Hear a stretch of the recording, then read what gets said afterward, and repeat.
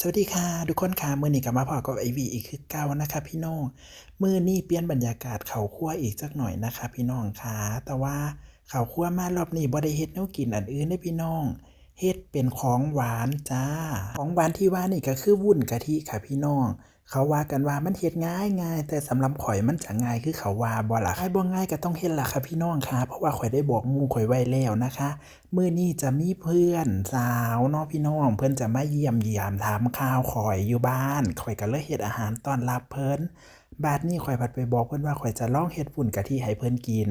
แต่ว่าข้อยบอกเพิ่นว่าอย่าคาดหวังเด้อเพราะว่าข้อยก็เฮ็ดเทื่อแรกจักสิกินได้บ่ได้คันกินบ่ได้เฮาก็เททิ้งเท่านั้นแล้วในเรื่องของส่วนผสมบ่ต้องห่วงค่ะพี่น้องค่ะข้อยได้เดาได้ตวงอิหยังไว้เรียบร้อยค่ะเพราะว่าข้อยเบิ่งมาจากช่อง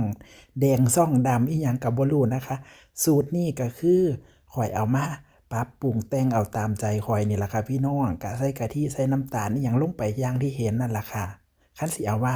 สูตรเทื่อหน้าบอกข้อยแหน่เด้ออันข้อยจะได้ลองเฮ็ดเบิ่งซิบ่รู้จ้ะข้อยจำสูตรบ่ได้พอตะกวนกะทิกวนอิหยังได้แล้วก็เทใส่ถาดคือจังที่เห็นนั่นล่ะค่ะพี่น้องเจ้าก็เบิ่งหน้าตามันโลดออกมาเป็นตาอยากหัวบ่คะเป็นอืดลืดเอดเรดอยู่เด้พี่น้องใส่ว่าวุ้นกะทิบักพร้าวกะทิข้อยผัดลอยลงไปทางใต้พู้นเด้พี่น้องมันคือบ่ลอยขึ้นมาเทิงๆเป็นย้อนว่าข้อยเทวุ้นเซตแรกลงก่อนบ่พี่น้องมันเซตโตก่อนบ่ครับมันอันดันมันก็เลยบ่จับโตบ่ฮือหรือจังใดเรื่องหน้าตาของวุ้นไว้ซะก่อนนะคะพี่น้องเอาแต่มันสิเป็นไปโลดณตอนนี้ข้อยก็รอการเซตโตของมันนะคะเห็นฟองอากาศอิหยังข้อยก็ตักออกพี่น้องแต่ว่าเบิ่งแล้วเป็นตาบ่คือพี่น้องเป็นตาบ่อันนี้เป็นตากะทิบ่ลอยขึ้นมาเทิงๆข้อยลองเพราะว่าทั้งเทิงมันเป็นวุ้นแล้วหั่นแหมพี่น้องข้อยเทซ่าโพด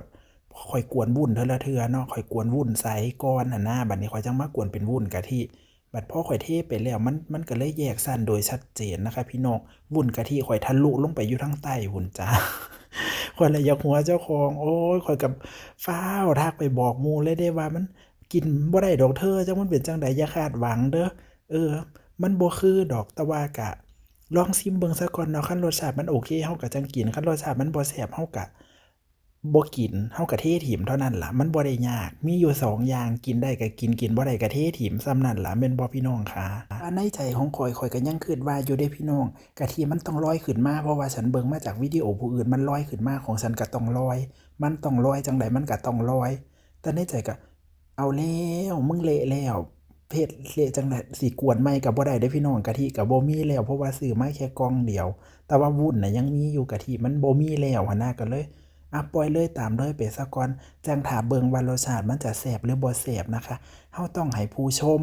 ผู้ที่กินการันตีออกมาว่าคันรสชาติมันใส่ได้มันก็คือโอเคมันกินได้หน้าตามันเฮาจั่งแก้ไขทีหลังเนาะค่ะพี่น้องค่ะมาจ้าได้เวลาตักขึ้นเสิร์ฟแล้วเดี๋ยวเรามาฟังเสียงจากผู้ที่ลองชิมฝีมือข้อยเทื่อแรกว่าจะเป็นจั่งใดนะคะทุกคนอร่อยมากทุกคนบอกว่าอร่อยมาก ทุกคนบอกว่าอร่อยมากเราก็เลย